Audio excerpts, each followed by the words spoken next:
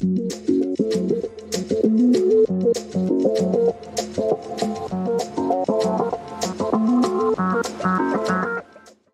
continuación vamos a presentar nuestro proyecto Capacitación Docente en el Ámbito Humano para el siglo XXI.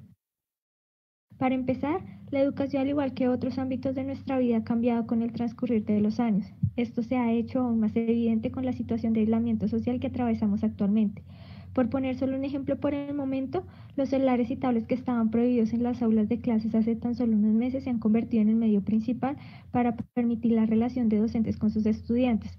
Por lo tanto, este trabajo busca reflexionar sobre los supuestos que guían la formación actual de los docentes y llamar la atención sobre otros que consideramos pueden contribuir significativamente para que los profesores en verdad respondan a las necesidades de su contexto actual. Bueno, acerca de nuestras experiencias.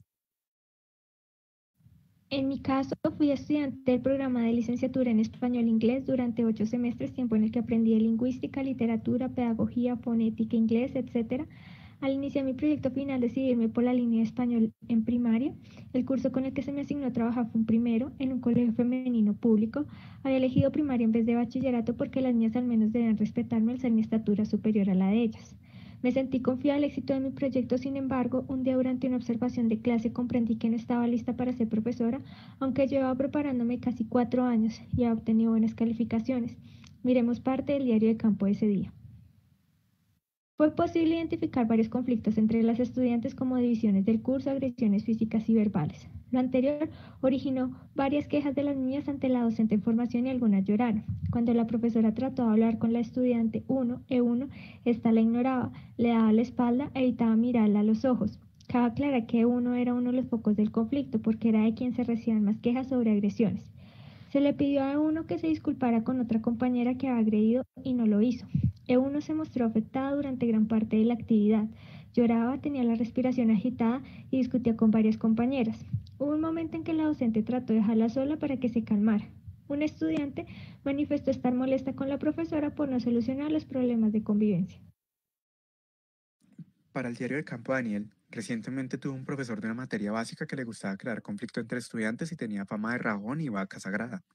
En varias ocasiones agredió verbal y emocionalmente a su grupo. Sin dudas nos dejó marcas negativas. Concluimos que el tener muchos títulos no te hace un buen pedagogo o maestro y mucho menos una buena persona. Para ese mismo semestre tuvimos otro profesor que se caracterizaba por su buen trato, era respetuoso y tenía increíble conexión con los estudiantes. Nos veía como lo que somos, como personas. Se preocupaba por nuestra integridad física, emocional y mental. Era tal la fluidez con el profesor que entendíamos y disfrutábamos cada clase con él. Él nos servía de apoyo.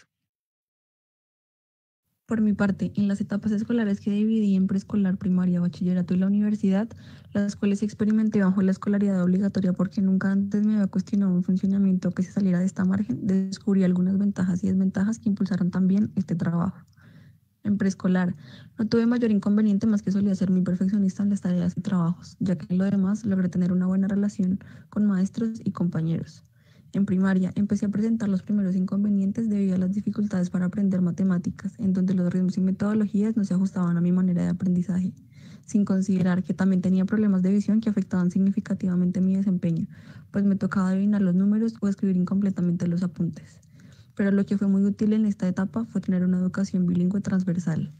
En bachillerato, lo destacado fue la llegada de un profesor de filosofía que siempre nos invitó al pensamiento crítico y autónomo, así como la llegada también de una profesora más comprensiva en cálculo. Sin embargo, los inconvenientes fueron que no hallaba la pertinencia de ver alguno de los contenidos en varias de las asignaturas, el cambio continuo de profesores que rompían un hilo conductor en las materias, que el aprendizaje parecía ser impulsado por la competencia y saberes momentáneos, así como por las calificaciones, y por último la primacía en el ICFES, en donde se nos quitaba descansos para estudiar largas jornadas. Por último, en la universidad es provechoso poder explorar esos intereses en asignaturas y actividades extracurriculares como el deporte o electivas. No obstante, los inconvenientes son la organización desarticulada de mi plan de estudios que fui notando poco a poco en su transcurso, el trato de algunos profes que no era tan imparcial a la hora de calificar y la jerarquía de saberes que desprestigiaban o invisibilizaban algunas disciplinas. Hasta ese momento yo me encontraba diseñando una propuesta acorde a los estándares del lenguaje de primero a tercero y los derechos básicos de aprendizaje, fundamentalmente que tuviera que ver con alfabetización, porque se espera que a esa edad los niños aprendan a leer y escribir. Me di cuenta que las niñas no necesitaban esto, sino aprender a respetarse. Con base en nuestras experiencias nos empezamos a hacer las siguientes preguntas. ¿Cómo se manejan conflictos al interior del aula? ¿Cómo lograr el mínimo de respeto de las estudiantes? ¿Por qué se agreden físicamente las niñas? ¿Cómo trabajar con las divisiones sociales de grupos en el salón? Para mi caso, me planteé los siguientes interrogantes. ¿Qué tenían los profesores que considerábamos buenos, que el resto no? ¿Cómo se podía combatir con lo que llamamos una educación difícil o una educación que no nos gusta? Y por último, si es posible cambiar el ámbito y preparación docente de solo cumplir un pensum a también velar por el bienestar estudiantil. En mi caso y según mis experiencias me cuestioné hasta qué punto el profesor llega a preocuparse por su alumnado, de qué manera estos profesores recibieron su educación, acaso como alumnos debemos dejar los problemas en la puerta antes de entrar a clase y cómo nos cambió esta experiencia. Para nada había aprendido esto en la universidad. Me di cuenta que había recibido una formación netamente disciplinar y que las realidades sociales que aparecen en el salón de clase las iba a tener que tratar por mi cuenta. ¿Cómo? Ni idea. Me sentí impotente, hablé con otras compañeras de la carrera y se sentían igual. No sabían cómo responder ante esas problemáticas. Un compañero que sabía cómo manejar estas situaciones lo aprendió con su trabajo de derechos humanos que realizaba en distintos barrios. Al observar el pensum de diferentes universidades, comprobé que la formación de docentes se enfoca en el saber disciplinar y no en la formación humana. Por tal razón, uno se puede encontrar a tronchatoros en el salón de clases, personas que maltratan emocionalmente a sus estudiantes, que ignoran o pasan por alto sus contextos y que en vez de apoyarlos lo hieren por no saber algo, por hacerlo mal, los humillan frente a todos, pero que dominan su campo del conocimiento. A un profesor se le asocia con explicar. Uno que no explique es un pésimo profesional. Sin embargo, hemos observado que uno como estudiante puede aprender por su cuenta. ¿Cuántos no hemos leído un libro, comentarios en un foro, visto videos en YouTube, discutido con compañeros, etcétera, y hemos entendido un tema?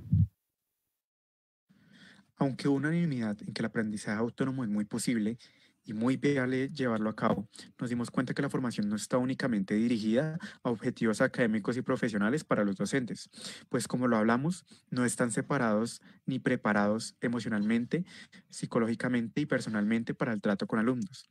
En varias ocasiones, varios participantes de los debates que planteamos aseguraron haber sufrido en algún momento de maltrato psicológico, social, emocional o personal por parte de algún docente. A estas características las llamamos características de los malos profesores. Pero por otro lado, nos planteamos, ¿qué tuvo el profesor bueno que era diferente a los demás y lo destacaba?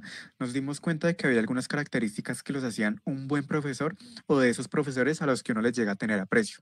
Las características que destacamos fueron la integración y apoyo y socialización que mantenía el profesor, qué tan cercano y preocupado estaba él por los diferentes contextos que rodeaban al estudiante y cómo él podía manejar o apoyar los diferentes contextos. Lo que concluimos de esto fue lo siguiente.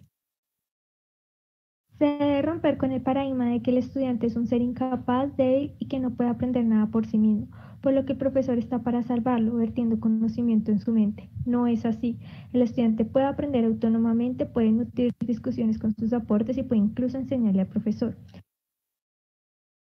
Por lo tanto, ojalá en los pensum de los programas de formación de profesores se prestara al menos la misma atención a la formación humana del docente, así como se hace con su formación disciplinaria, a la vez se le mostraría orientar a cómo atender las problemáticas sociales de sus estudiantes.